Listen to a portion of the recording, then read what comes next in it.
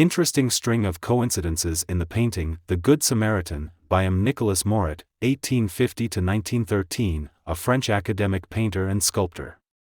Unlikely connection to the book, Beyond a Reasonable Doubt, by Igor Chernyavsky and the Verrocchio/Da Vinci Project, 1472–1498.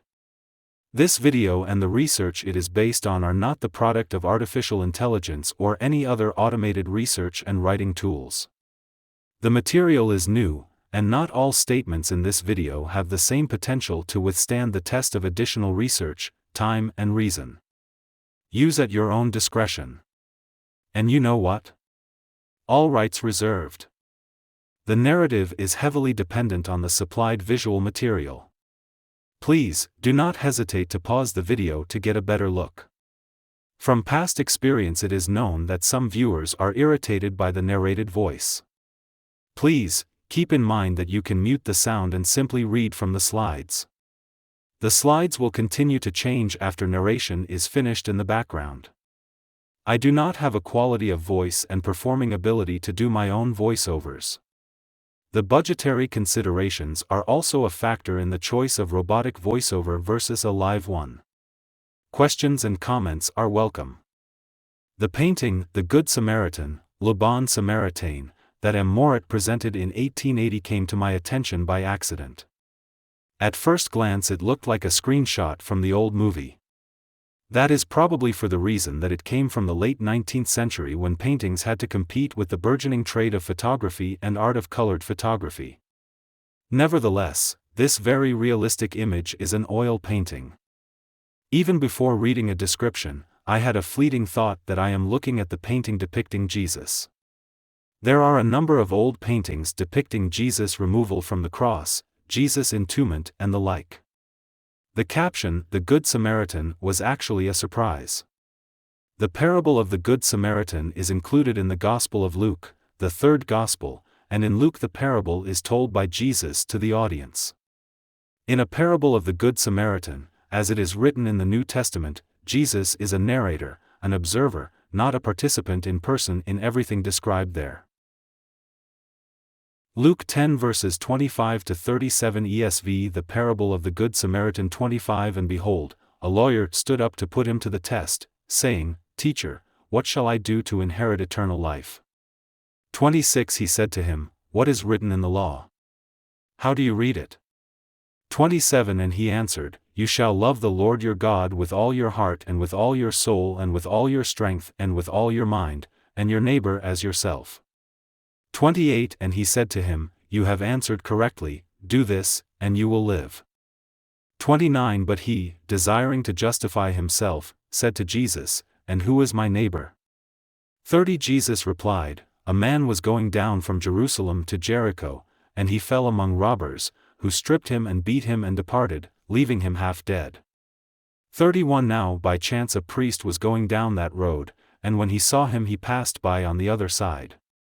32. So likewise a Levite, when he came to the place and saw him, passed by on the other side.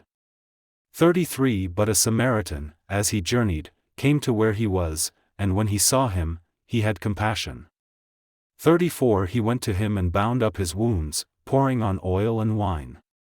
Then he set him on his own animal and brought him to an inn and took care of him.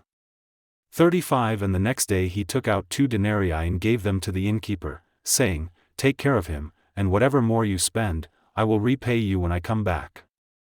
36. Which of these 3, do you think, proved to be a neighbor to the man who fell among the robbers? 37. He said, The one who showed him mercy. And Jesus said to him, You go, and do likewise. As known from the scant historical record, the painting was supposed to draw attention to the harsh treatment of surviving participants of Paris Commune by the French government and society. That story was not emphasized much, and could be just a pretense. But aside from the Gospel of Luke, there is a consideration of the parable of Good Samaritan in the book Beyond a Reasonable Doubt by Igor Chernyavsky. In that book, a hypothesis was put forward that Jesus was actually a victim in the story he was narrating. The hypothesis stated that Jesus suffered a head trauma that affected his thinking a great deal. He became a neurological patient, and eventually got entangled with the sect of John the Baptist that took advantage of his mental state, abused him as a vulnerable adult, and put him on the path that led to his torturous death. One of the arguments was that the parable was only included in the Gospel of Luke that was written when all the participants of events related to Jesus' ministry died off, but the record of him telling the parable survived. Writer of Luke did not know the significance of the giveaway and included the parable in the Gospel, while Mark and Matthew omitted it as a precaution. What is striking is that Aimé Morot showed Jesus with the bandage on the skull that could have been addressing a bleeding from the head trauma. And, as the body of the victim is naked, there are no other scars, damages, or bandages shown. Jesus or not, Samaritan is supporting the victim of a head trauma. All that said, it all could be a string of coincidences, a result of a creative artistic imagination. That could be a curiosity, except it is not the end of story. Here the other nearly photographic painting is most definitely a depiction of Jesus, Martyrdom of Jesus of Nazareth. It was unveiled 3 years after The Good Samaritan and seemingly unrelated. But having been doing work with paintings related to the Verrocchio/Da Vinci project, I could not help but notice that Jesus on the cross looks somewhat similar to the victim in The Good Samaritan. That prompted me to do the natural next step, attempt to compare the faces of the figures depicted. Digital technology makes that part ridiculously easy. In the age of Renaissance, achieving, or verifying, facial likeness would have required travel in person, or by the trusted assistant who had a skill to draw with precision. In the 1880s, in the industrial age, a photographer would have to be employed to compare two paintings closely. Today, by contrast, everything is at the fingertips. It is most obvious that Aimé Morot depicted the same man in both pictures. As a distinguished painter, Aimé Morot was not a one-trick pony. If the history of painters and paintings could be a guide, when two unrelated personages are depicted alike, it usually means that the painter wanted to convey a subtle or intentionally hidden connection between them. In this particular case, in my opinion, Aimé Morot wanted to confirm the visual impression conveyed by the composition of his painting, The Good Samaritan, and affirm that the victim described in the parable was indeed Jesus of Nazareth. It is a very reasonable question to ask what made Aimé Morot think that way, or where he got such information. As improbable as it is, this question leads to additional, circumstantial, evidence. Not even a week before those two French paintings caught my attention. They are both depicting Madonna with child Jesus and child John the Baptist. The one on the right is known to be owned by none other than Emperor Napoleon III. Both of the paintings are from the same time period, and both are painted by William Adolphe Bouguereau, 1825 to 1905, a friend, collaborator and co-worker in Académie Julian, private painting school, of Aimé Morot. I happened to notice that Napoleon's Madonna has a basket with yarn depicted beside her, and she is holding a spool with some yarn on it. The painting is from the industrial age, and spools are looking like they are parts of some kind of 19th century machine. On another hand, technically, a spool like that can be called a yarn winder, if only in very general technical terms.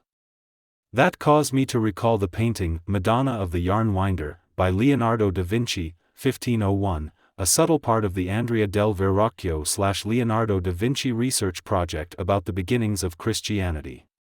The meaning of the painting by Leonardo da Vinci was decoded in the book Beyond a Reasonable Doubt, and it is to convey fear and sadness on the part of both Mary and Jesus about a future dreadful and deadly encounter with John the Baptist that fate had coming for them.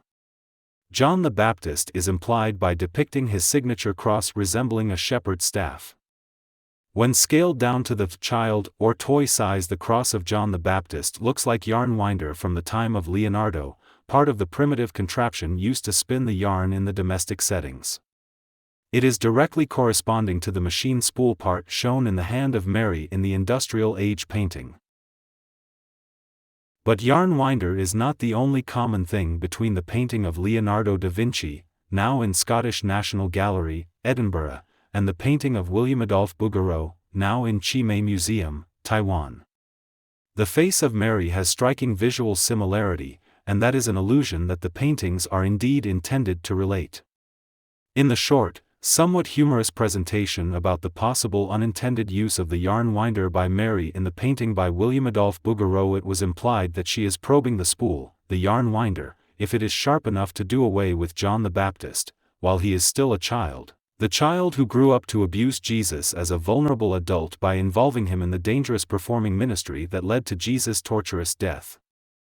Jesus was a talented actor or performer who suffered from the head trauma during the robbery on a dangerous road, and that was described as parable of the Good Samaritan in the Gospel of Luke, an accidental giveaway of the real story of Jesus that Luke did not understand was supposed to remain secret or hidden because it gives medical explanation to the Jesus' many peculiarities. There is a fragment from the Baptism of the Christ by Giorgio Vasari that has the visuals of the baptism as an event in the chain of abuse, the abuse that painter William Adolphe Bouguereau implied Mary was contemplating to prevent by the extraordinary measure. Unfortunately for Jesus, Mary never had a chance to intervene, as all the narrative about Jesus and John growing together and being related is a creative fantasy of the evangelist Luke. Given the chance, John the Baptist used his skillful brainwashing that put vulnerable adult Jesus on the path that ended in the torturous death on the cross. It is demonstrated in this presentation that 19th-century French painters William Adolphe Bouguereau and Aimé Nicolas Morot were familiar with the content of the Verrocchio/Da Vinci project, just like Giorgio Vasari, who did a number of paintings for the project in his own time. What is puzzling and even infuriating is the continued secrecy.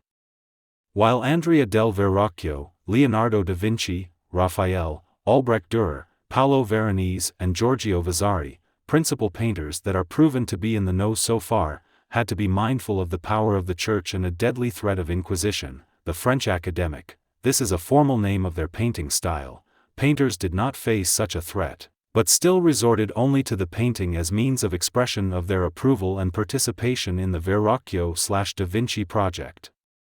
Yes, Raphael was most likely quietly poisoned for his participation, but the times were different. The thing that was at stake was their professional and personal reputation. It is highly probable that French painters had some kind of Renaissance manuscript with all the relevant information. With availability of photography and typewriters, from mid-1880s, publishing or duplicating would not be a difficult technical problem. It is probably a good thing that I do not have any ongoing legacy reputational concerns.